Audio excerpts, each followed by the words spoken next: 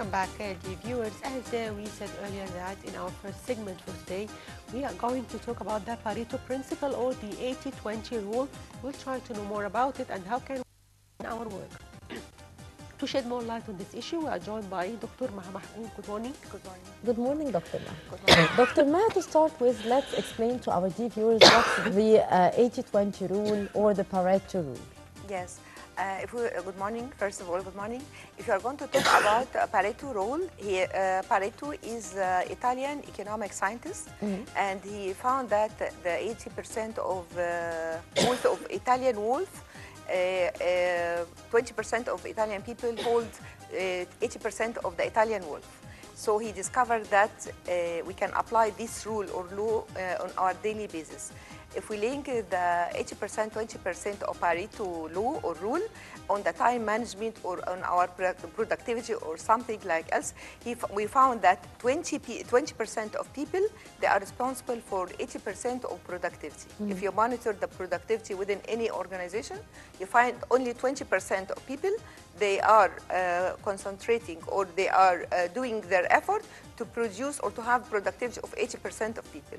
On the other hand, 80% of people, they are responsible for 20% of productivity. Okay. If you would like to apply the Pareto rule or law on our daily basis, we have a mass in time management, using time management, how to manage our time on daily basis. We find a lot of people, they are in a mess, they cannot live their lives, they can implement the less important things at the beginning, then they can hold the other assignments, which is very important for them. So if we can monitor or rank our daily basis tasks, the first 20% of the highly important or the most difficult tasks that we have to do on daily basis, so that we should concentrate on these tasks, that if you concentrate and implement these tasks, so it will produce 80% of our daily tasks or assignments. The conclusion of this law is 20% of the effect will be results, or the natural result will be the outcomes. 80% of the outcomes of the desired income of the main issue. So to what extent applying the 80-20 rule or the Pareto principle can help in increasing our productivity? Yes, we'd like, of course, most of Egyptian people, they don't know how to manage their work, their tasks. Maybe on the other hand, if we have a lot of things to do or assignments, so we feel that we are lost, we cannot do what to do, and we are hanged. Why were you feeling, Ms. Maha? Because you have a lot of things and you don't know where to start, what to do. So how can we start a good time management? Yes.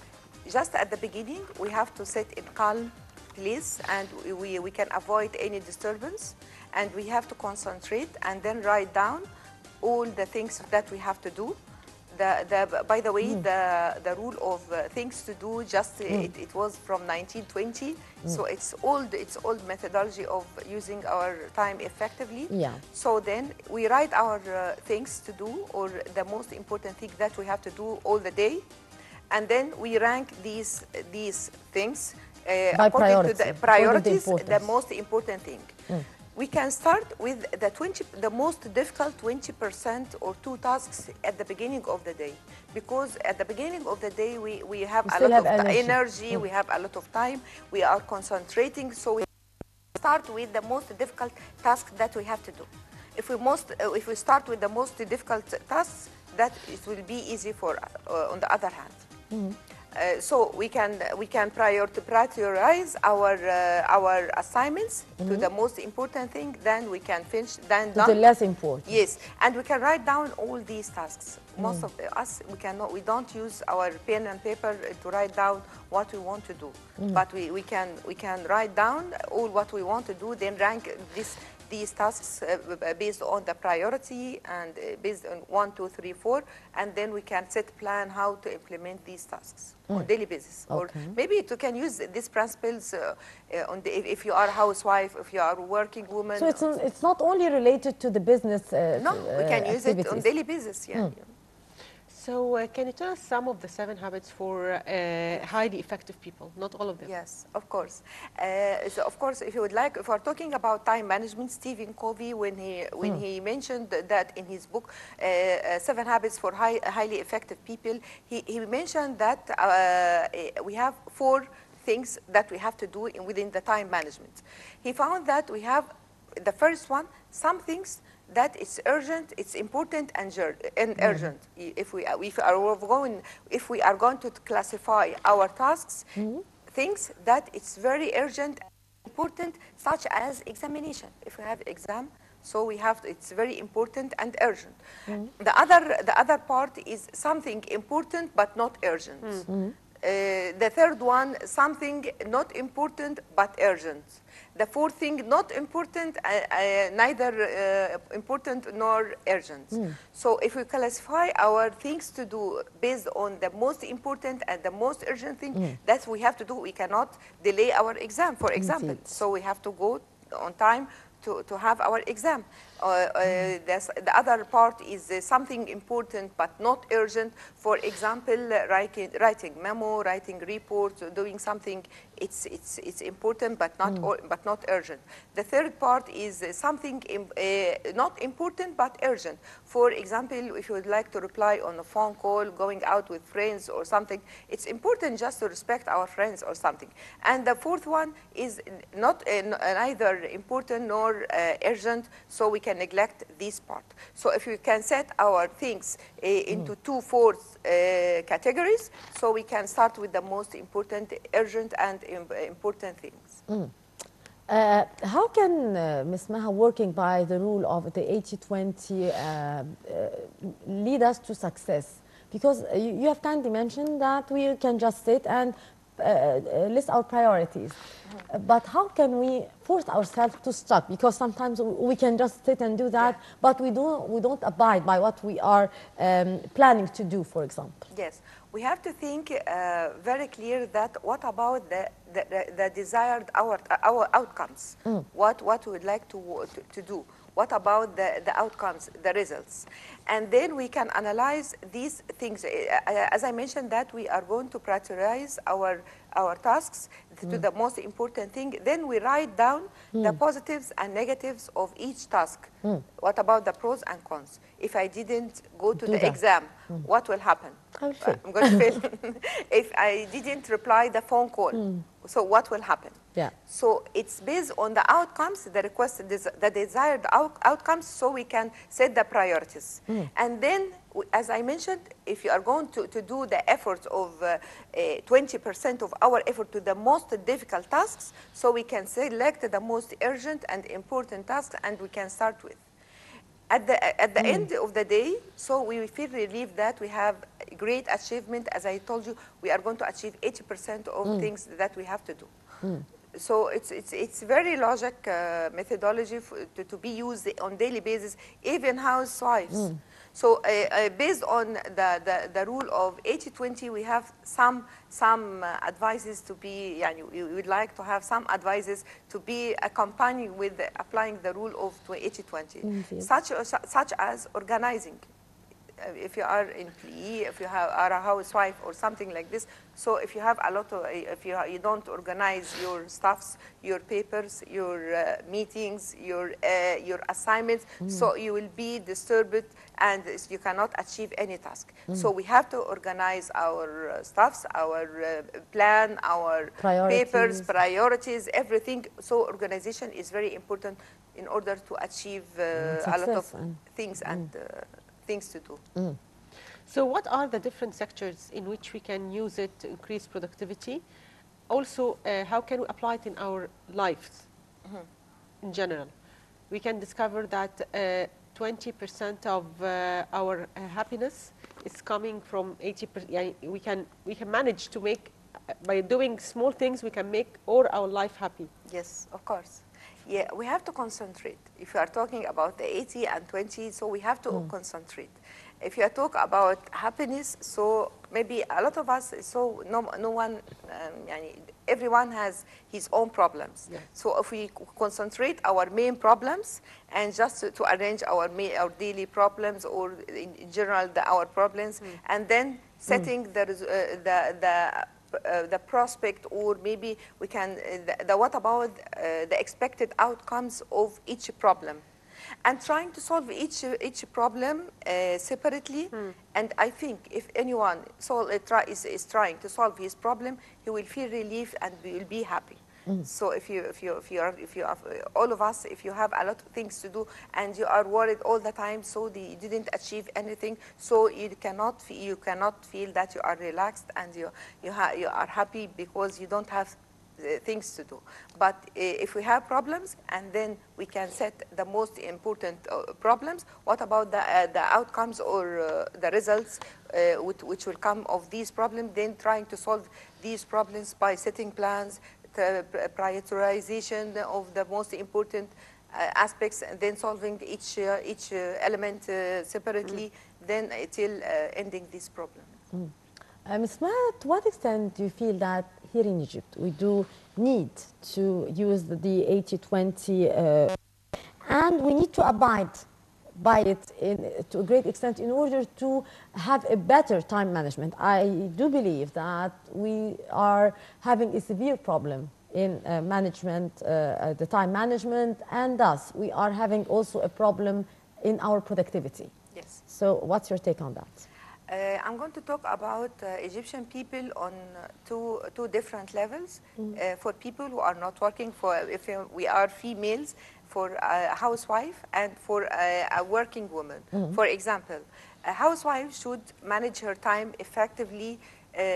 She can set a prior plan to the most difficult things, parts, home assignments that she can do. Then she can arrange her time. For example, if she is well-off, she's living a high standard of living, as she can delegate authorities or some tasks to other people who can do these tasks on behalf of her. On the other part, if we are talking about the productivity and managing our time in productivity, I can see that a lot of people, they cannot manage their work or time very effectively. For example, if you give some tasks to a certain employee, he can start with, for example, writing something is not important, and he leave very, very important report, or maybe something very critical. So we can teach other people who surrounding the working environment how to manage their time, how to priorities. What about the impact? Do we need training? And sorry for interruption here, because I do believe that we have a serious problem in our time management. Yes. So should we rely on more training for the employees and even the housewives? What I mean, it's coaching, or maybe practice. It's practice. Yeah. We don't assume that all people they are trainers or something like this, but it's coaching and monitoring. It's practice to monitor other people's performance, monitor my performance as well, to see what about weaknesses. Why did at the end of the day, if we start at the beginning of the day, that we write down things to do or tasks to be done, at the beginning of the day we evaluate what we did. So we monitor, okay, I was productive in that day or not. What about my achievement? So I can learn a lesson then in the next day that to be followed in the next day. So I wasted my time in today, so I'm going to avoid these weaknesses in the second day. Indeed. So in your opinion, how can we prepare youths for the market in general? How prepare youth in the market? A lot of people, they don't know how, they don't know what about their career job. Okay, they don't know what to do. Yes, they don't have a target. In ثانوية عامة or IG or what, yes, or something like this, which faculty are you interested in? They said that it's okay, it depends on my degrees. So they don't have certain objectives. Okay, nowadays they are a student at university. They don't know what about their future job. The future job is not based on what you like. It's, of course, it's based on what you like, but it should be based on the market needs. what about the available job opportunities in the market? So we have to prepare ourselves Yes. in order to fill the available job in the market. Not, I would like to, for example, people, they are scientists, they have high degrees of doctoral and master's degrees, and they don't find a suitable job because they are well educated, but they didn't find what about the available jobs in the labor market. So at the beginning, we have to match with our interest, with our competencies, our education, with the labor market opportunities, then just to scan our weaknesses, strengths, and then we can see what about my weaknesses. So I need to have certain programs to develop computer skills, knowledge skills, management skills, English language, whatever.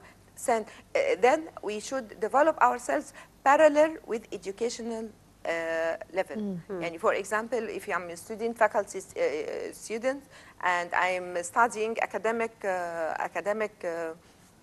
academically, then I have to study parallel to the academic management, computer, English language, science, the other parts which will be qualifying me to the labor market.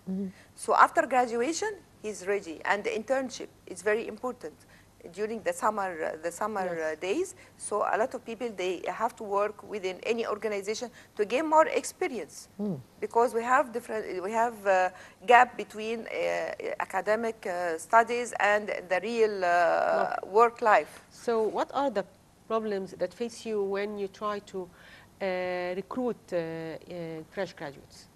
Actually, I would like to tell you something, that if we are calculating our unemployment rate nowadays in Egypt, it's over 13%. We have huge job opportunities, but we don't find qualified laborers. Why, Dr. Ms. Maha, we are having this problem? Because we are always hearing about the high rate of unemployment, and yet we do hear company owners of multinationals, of different companies who are seeking to employ people and youth, but they are not capable of finding the suitable candidates. Yes. How do you justify that? It's very weird, actually. The majority of Egyptian people, those people, they are not faculty or university graduates. They are maybe but blue even in other job opportunities, Ms. Maha. We have a lot of job opportunities, qualified people, so they know, they prepared themselves, they know their target, they know where to go, they are focusing about their career. Other people, they are not focusing.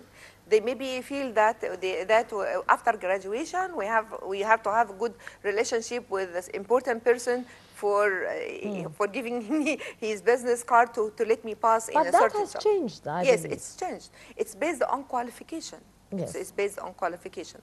But really, I swear that we have a mass problem nowadays with blue collars. Thousands of factories have closed their factories because they don't find laborers. A lot of them, they traveled abroad, they export laborers. Is that because people are becoming more demanding? They are expecting major, maybe the increase in salary, high salary, more than their qualifications, or they became more demanding, or it's a matter of commitment. If I'm going to be employee, I'll be committed with working hours, rules, procedures, and at the end, I'm going to gain less money. It's normal.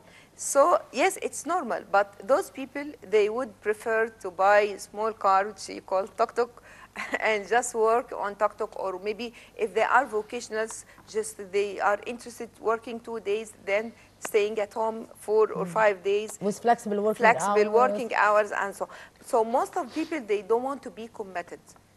We offer hundreds of job opportunities. I'm going to tell you something. It's a real case study. International factory in 10th of Ramadan, he asked for 150 labor, and they have transportation, medical insurance, social insurance, no experience. Just we have flexible age from 20 to 40 years, so a lot of flexibility. It's international factory. We had cooperation with the Ministry of Manpower, and they provided us with 600 laborers. We contacted 300.